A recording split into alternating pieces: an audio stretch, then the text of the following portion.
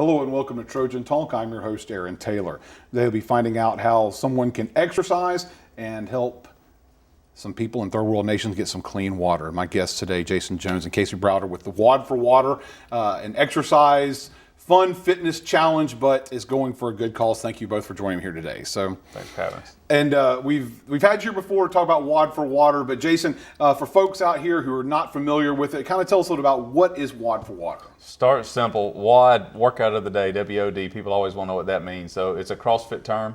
So this is a one-day workout where we're raising funds for an organization called Never Thirst. People are familiar with 5Ks and paying to run. This time you're paying to work out. And this is our 5th annual event. And what Never Thirst does is they provide clean water all over the globe. But most importantly, they use clean water to advance the gospel of Jesus. And of course, the water kind of factors into the exercise, because in front of us here, everybody may be wondering why we've got this jerry can in front of us, but this becomes, I guess, an integral part of both the message and the exercise. Mm-hmm. Tell us about why we're seeing this here in front of us. Mainly because in India specifically, kids are really given this kind of almost as a birthday present. When a kid becomes 5 years old, they're old enough to go get water. And so they use jerry cans, which when they're full, they weigh about 40 pounds. So you can imagine a 5-year-old carrying around something like this. They have to go find water somewhere, and it's not clean, it's dirty water. And so we incorporate that in the workout, and Casey and the crew come up with great workouts using a full jerry can that weighs 40 pounds and slinging that around a little bit to get a picture of what these kids are going through every day.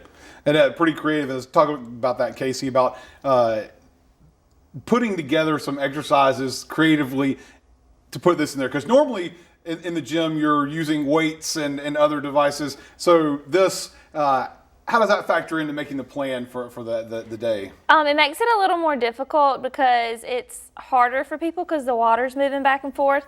So they have to hold it differently or pick it up differently.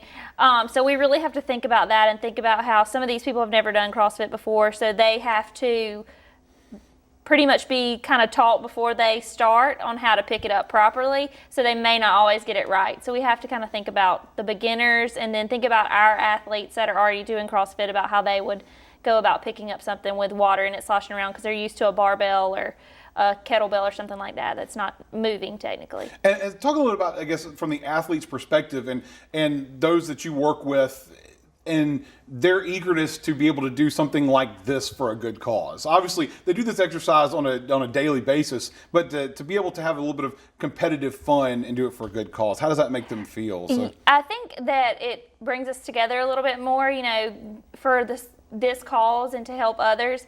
It brings our community together, our CrossFit community together a little bit more, and just working towards that cause together.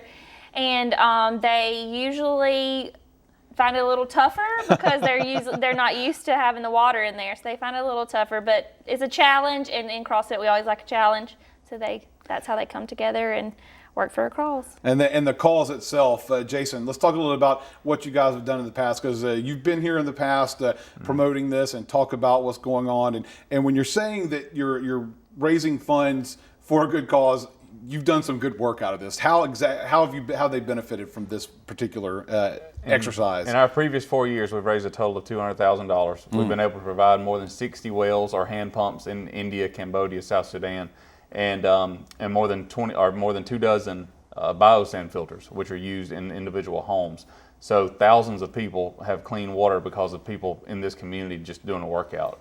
And so this being our 5th anniversary, we've set a big goal of $100,000 this year. $100,000. We're really trying to get people's attention this year. And now, if anyone wants to participate, talk about how they can get signed up and be a part of this. It's simple. Our website is wodforwatertroy.com. There's 3 different options. You can click on the competitive division or beginner division, or if you just want to donate, there's a donate tab where you can just give a few dollars. Every penny that is given goes directly to Never Thirst because of CrossFit Ilium.